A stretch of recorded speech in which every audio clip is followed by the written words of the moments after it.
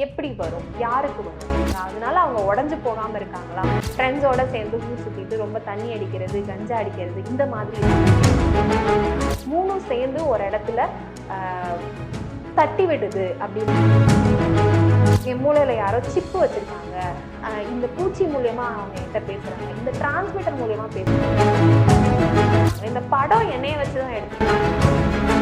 போனே இல்லாம போன் பேசுற மாதிரி சில பேர் சுத்திட்டு இருப்பாங்க.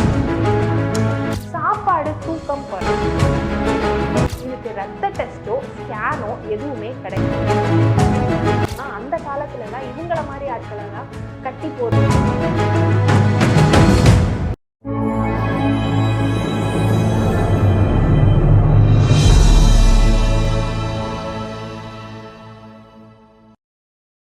Hi, this is Dr. Usha Nandini, consultant psychiatrist, Atma Mind Care Center, Kumbakonam branch.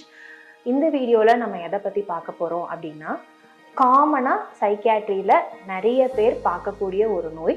ஆனால் இதை பற்றின அவேர்னஸ் ஜென்ரல் பாப்புலேஷனில் இல்லை அப்படின்றதுனால இதை பற்றி நம்ம பேச போகிறோம்.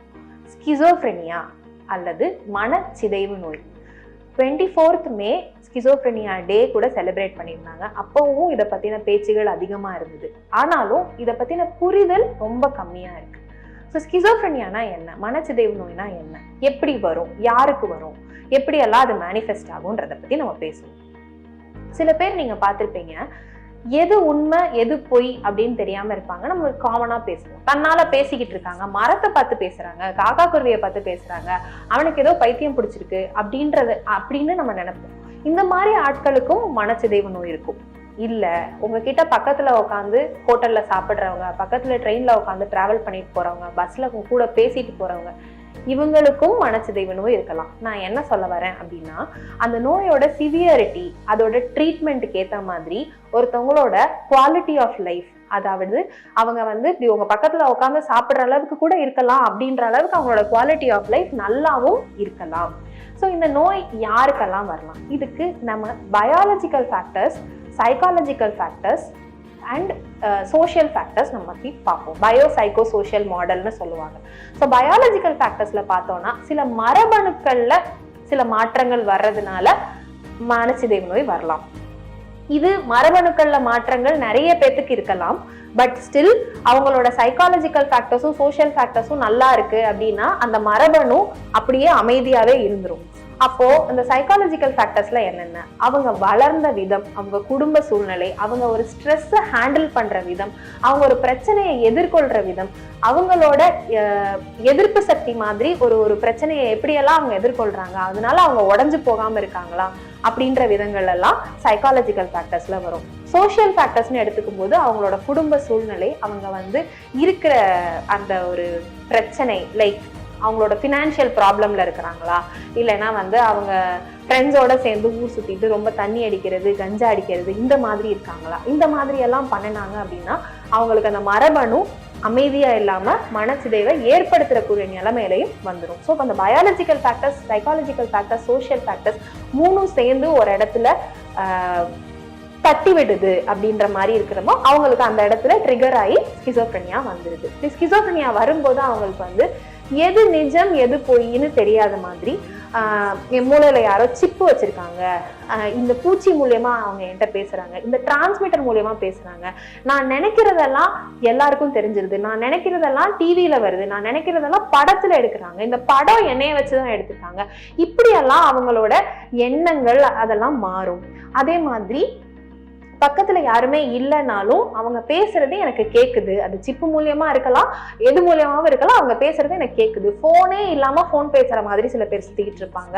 சில பேர் நான் நினைக்கிறது தான் அரசியல்ல நடக்குது அப்படின்ற மாதிரியும் சொல்லுவாங்க. ஸோ இதெல்லாம் நம்ம டெல்யூஷன்ஸ், ஹாலுசினேஷன்ஸ்னு சொல்லக்கூடிய விஷயங்கள். அது இல்லாம அவங்க குளிக்கிறது, ட்ரெஸ் மாத்துறது, பல்லு விளக்குறது, இந்த மாதிரி அவங்களே பார்த்துக்கிற அந்த பர்சனல் கேர் எல்லாம் குறைஞ்சிக்கிட்டே வரும். சாப்பாடு, தூக்கம் குறையும். தூக்கம் குறையிறதுக்கு நிறைய காரணங்கள் இருக்கும், இந்த எண்ணங்கள் வர்றது இதெல்லாமும் இருக்கும். பட் ஜென்ரலாவே இந்த நோய் வந்தா தூக்கம் குறையும். சாப்பாடு குறையிறதுக்கும் எதுக்கு நம்ம இவங்க கொடுத்ததை எப்படி சாப்பிடுறது, இதுல ஏதாவது கலந்துட்டாங்கன்னா என்ன பண்றது அப்படின்ற ஒரு சந்தேகத்தன்மையினாலையும் சாப்பாடு குறையும். பட் ஜென்ரலாவே எல்லா ஆக்டிவிட்டியும் குறையிறப்ப சாப்பாடும் குறையும்.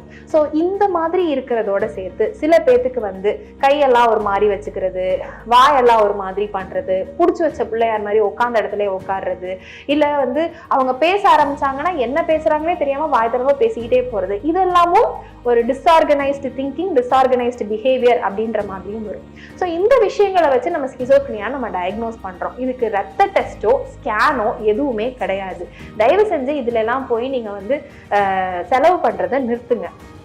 ஸோ ஸ்கிசோஃப்ரினியா இருக்குன்னா அந்த அந்த அந்த பேஷண்ட்டுக்கு வந்து எனக்கு சிப் இருக்கு ஸ்கேன் பண்ணி பாருங்கன்னா வருவாங்க. பட் நமக்கு வந்து இந்த புரிதல் இருந்ததுன்னா அதை நம்ம ஒரு மனநோயாளி அப்படின்னு நம்ம கண்டுபிடிச்சு ஒரு மனநல மருத்துவத்தை கூட்டிட்டு வந்தோம் அப்படின்னு நம்ம ஈஸியா ட்ரீட் பண்ணக்கூடிய விஷயம். இதுதான் நான் சொன்னேன், குவாலிட்டி ஆஃப் லைஃபை இம்ப்ரூவ் பண்ணோம் அப்படின்னா இந்த ஃபர்ஸ்ட் இதுதான் நம்ம கண்டுபிடிக்கணும். நம்ம கண்டுபிடிக்கிறது எவ்வளோ சீக்கிரம் கண்டுபிடிக்கிறோமோ, எவ்வளோ சீக்கிரம் அவங்களுக்கு அதுக்குரிய சிகிச்சையை கொடுக்குறோமோ அவ்வளோ சீக்கிரம் அவங்க வந்து இந்த ரோட்ல பைத்தியம்னு திரியிறாங்க இல்லையா, அந்த மாதிரி ஆகாம நம்ம பக்கத்துல நம்மள மாதிரியே உட்காந்து பேசக்கூடிய ஆளா ஆகிறதுக்கான வாய்ப்புகள் அதிகம். இது எதனால அப்படின்னு பார்த்தோம்னா, அந்த காலத்துல எல்லாம் இவங்கள மாதிரி ஆட்களை தான் கட்டி போடுறது, அடிக்கிறது, செயின் பண்ணி வைக்கிறது, நம்ம இந்த மாதிரி நிறைய ட்ராஜடிஸ் எல்லாம் கேள்விப்பட்டிருக்கோம். பட் மாத்திரைகள், ஆன்டிசைகாட்டிக்ஸ்னு சொல்லக்கூடிய மாத்திரைகள் 1950s இருந்து டெவலப் ஆகி நிறைய மாத்திரைகள் வந்துருச்சு. இந்த அறிவியல் வளர்ச்சினால நமக்கு மாத்திரைகள் ஊசியாவும் இருக்கு, சில சமயம் மின் அதிர்வு சிகிச்சை, இது எல்லாத்து மூலியமாவும் இந்த ஸ்கிசோஃப்ரினியான்னு சொல்லக்கூடிய நோய் இப்படி வித்தியாசமா இருக்கிறாங்கன்னு சொல்லக்கூடிய ஆட்களை நம்ம நார்மலைஸ் பண்ண முடியும், அவங்கள ட்ரீட் பண்ண முடியும், அவங்களுக்கு ஒரு நல்ல குவாலிட்டி ஆஃப் லைஃப் கொண்டு வர முடியும். இந்த புரிதல் உங்களுக்கு இருக்கு அப்படின்னா, உங்களுக்கோ உங்களை சுற்றி இருக்க யாருக்கோ இந்த மாதிரி ஒரு சிம்டம்ஸ் வராங்க அப்படின்னா அவங்களை எவ்வளோ சீக்கிரம் மனநல மருத்துவத்துக்கு கூட்டிட்டு வர முடியுமோ அவ்வளோ சீக்கிரம் அவங்களுக்கு நல்ல வாழ்க்கை கிடைக்கும். இதுதான் ஸ்கிசோஃப்ரினியா பத்தி நீங்க தெரிஞ்சுக்க வேண்டிய விஷயம். தேங்க்யூ.